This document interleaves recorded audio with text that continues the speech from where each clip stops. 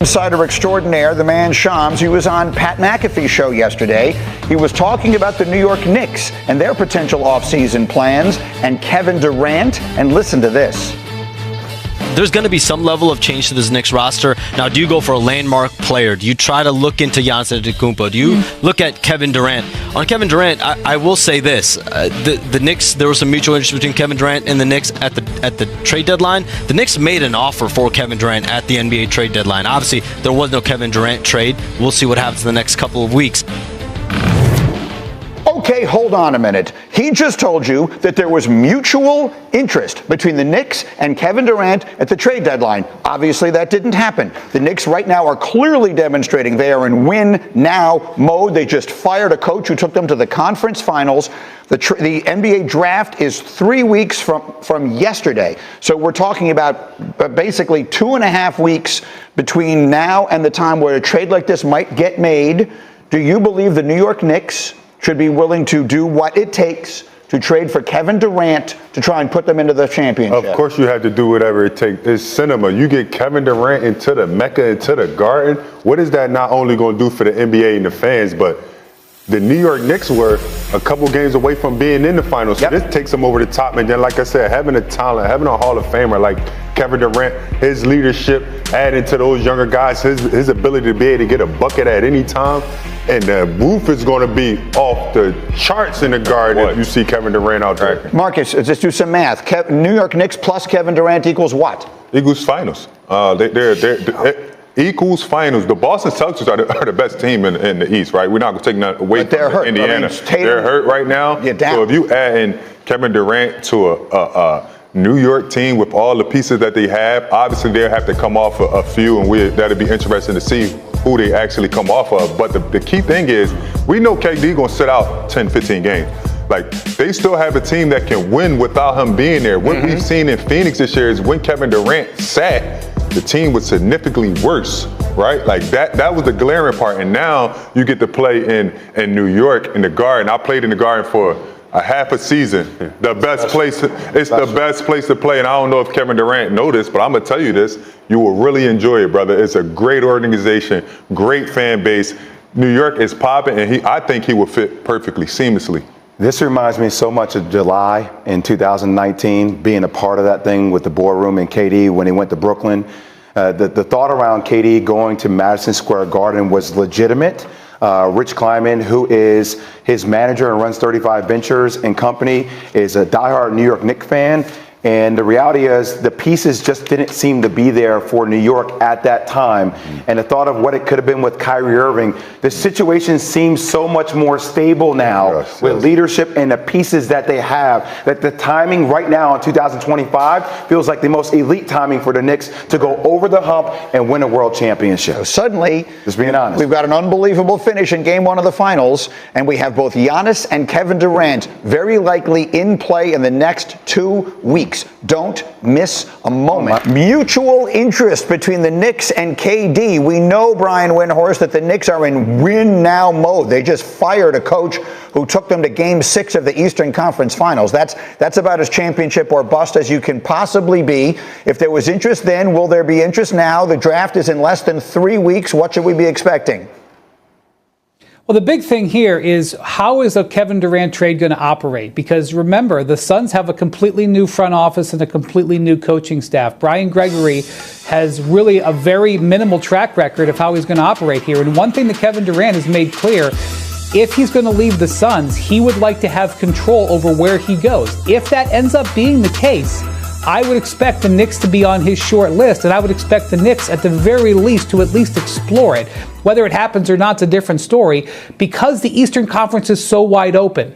But I can't emphasize enough, with the Durant trade, it is not 100% clear yet whether the Suns are going to want to control it, or whether Durant is going to want to control it in conjunction with the Suns. That's a very important facet. Okay, so we'll keep an eye on that. And again, anything that may happen, we would expect to happen before the draft. So that's less than 3 weeks from now. Marcus, do the mathematical equation for me. The New York Knicks plus Kevin Durant equals what? It gotta be Eagles finals appearance, right? Like they were that close without Kevin Durant. Now you add Kevin Durant on a deep team. Obviously, you know, with him coming over there, that it's going to be some big moves made. I don't see the Phoenix Suns wanting to start over. So you know, it's going to be some significant pieces that's moved with him. But KD to NYC, sound good to me. Markeith, what do you think? KD in the Garden is this must-watch TV. It does everything for the NBA. It brings back viewership. It has the excitement of seeing KD in the Garden night in and night out. It brings New York back, having him in the Mecca. But just like you said, somebody's going to have to go. Now, if you can figure out how to keep a nucleus, and I don't think is Mikal back to Phoenix.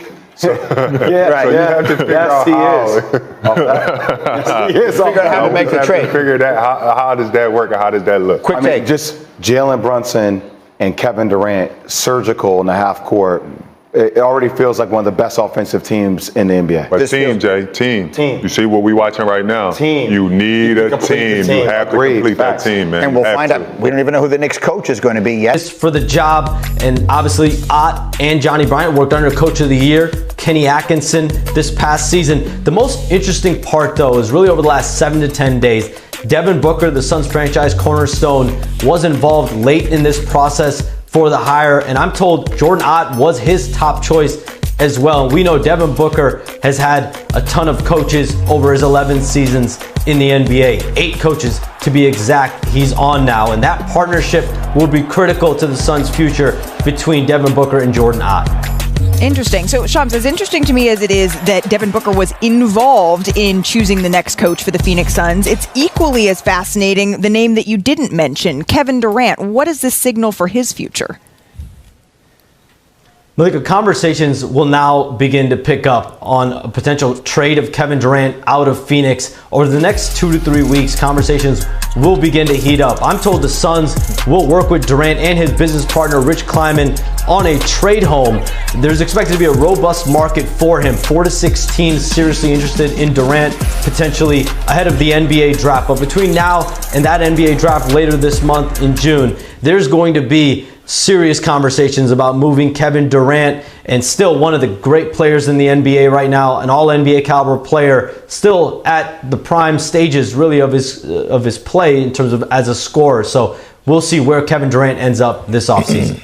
Okay, so in between now and the NBA draft, certainly something that we're going to be keeping an eye on. And I agree with you. As we have all these conversations, Shams, about who is a superstar in the league, Kevin Durant firmly solidified and still is one of those superstars. I want to bring it back here to Set, though, for just a second. We're going to go back to you, Shams, in just a minute.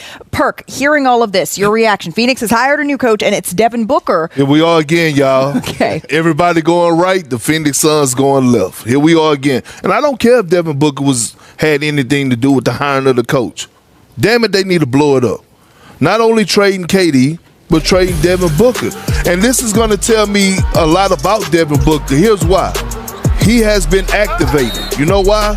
Because he's 28 going on 29. So that means Shanae Malik, he's what? He's just starting his prime. His prime has been activated. This team is not going nowhere. This team ain't going nowhere. Nowhere. They're not even going to be a top 6 seed in the West. I don't care who they trade for. Right now, and I'm just going off of right now. The Mavs, Lakers, Nuggets, OKC, Minnesota, that's 5. Houston, that's 6. And we can really keep going. So Devin Booker, I don't want to ever get to the point where I look at him and call him a loser.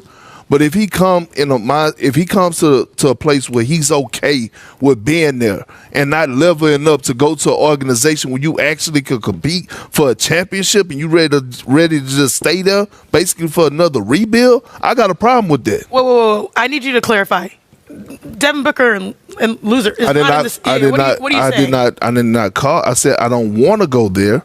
But I said, if you look at the direction that this organization is going in. Well, maybe losing benefits them by picking a direction, right? But like to me, I differ from you in that Devin Booker, you said he's 28 going on 29, who's still dropping 28 going on 29. Like he's someone that no matter what happens is like a cornerstone that you can sort of build off of. My issue is that like it's the pick a direction.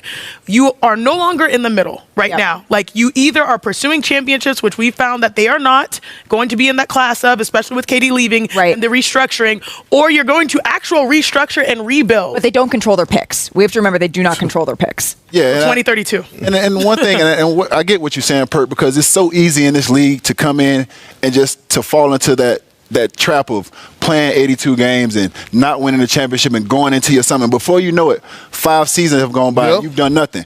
But Devin Booker has taken the first step, getting involved in the coaching search. Secondly, it doesn't matter who coached that team until you figure out what you're going to do with your players. Chemistry. Yeah. You look at all those coaches that came before those guys. Those coaches are guys that have won in other situations. Why aren't they winning in Phoenix? Are we going to keep saying this to coaches, or are we going to keep saying that you're not putting the right guys in the locker room? And that's where I go to. Are you going to put the right guys in the locker room? Because one thing about the NBA now today, it's so easy to go out and say, the coach ain't doing this, the coach ain't doing that. Are you putting the right pieces around to really compete for a championship? First and foremost, I don't think Phoenix had the right pieces to really say they were going to compete for a championship this year. And that's because the game has changed when you think about like the big threes trying to win, right? Like that was a microwave version of trying to find success. The slow cooker we're watching in NBA Finals where we see a slow cooker. Yes. Right. The Knicks fired head coach Tom Thibodeau less than 2 weeks after leading New York to its first Eastern Conference Finals appearance in 25 years. I want to bring Shams back in here. How are the Knicks, Shams, approaching the search for their next head coach, and what direction do they want to take to move this team forward? Malika, I'm told Knicks president Leon Rose is still going to take several days here to start that head coaching process. I expect it to be a methodical one, and several candidates potentially in the next few days that Leon Rose and that Knicks front office will turn to. But you think about the qualities that the Knicks have laid out. In their release, they talked about the singular focus on winning a championship and ascending to the next level. I'm told that the belief within the Knicks was they simply had reached a ceiling under Tom Thibodeau, that they felt he exhausted the most he could out of this team, and they want a championship caliber upgrade now. And so you think about coaches with title pedigree. You think about coaches that are adaptable, that are flexible as a head coach. And so what coach out there has all those qualities as far as having championship experience, the adaptability as head coach that they just felt they did not have with Tom Thibodeau? So we'll know more in the coming days and weeks. Okay, so we'll check in with you as we continue to know more on this, but I can tell you, Shams, as you were talking, as you were reporting on everything that